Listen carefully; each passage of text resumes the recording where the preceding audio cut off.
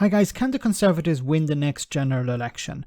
Well, a few days ago I mentioned how the Labour Party have a 26-point lead. They have been consistently way in front of the Tories for some polls now, and there's little sign of that changing. However, it is interesting to hear from Tory MPs who ignore this reality and believe their party can win the next general election.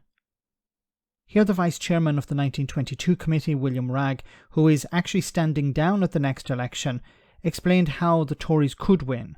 Have a listen. But you are one of a sort of a flurry of MPs who've decided to stand down before the next election, Conservative MPs. Do you think Rishi Sunak can win the next election? Yes, I do. Really? I do, and I hope I can say it as convincingly as possible, because I believe it. I do believe he can do. I believe he's the right person to do that. And I think that he will confound expectations. When you've been in government for so long, inevitably there's a certain amount of tiredness that comes in the political cycle. Of course there is.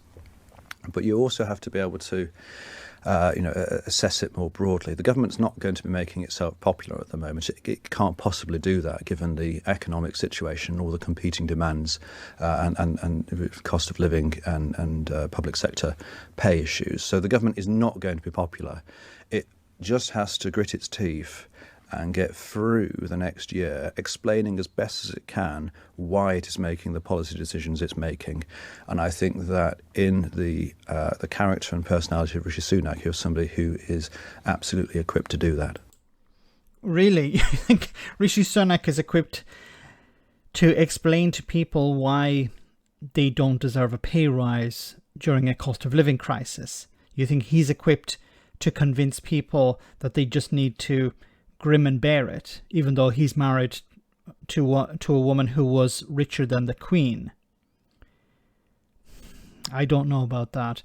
Now, the William Wragg here said that he expects Rishi Sunak to confound expectations at the next general election. I don't think so. The expectations are for the Conservative Party to lose. Now, is it a guarantee that the Labour Party will win? Of course not. We don't know what's going to happen. A week is a long time in politics, and the next election is probably a year and a half away at the least. Or it could be called early, we don't know yet. But it's not going to be called for some time, and anything could change. The Labour Party could really mess up in something and sink their chances. They could come out with a ridiculous policy that would sink their chances. But if we look at the polling, it's not looking good for the Conservatives. And the fact that William Wragg himself is not running, I don't know, is indicative of a lack of confidence maybe in the party or in Rishi Sunak.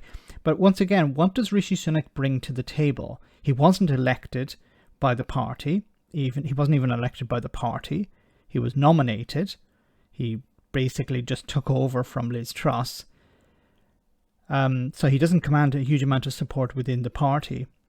The MPs prefer him, but what can he deliver for the general public? I think many people going into the next election want change. They want a change of party. They want a change of government.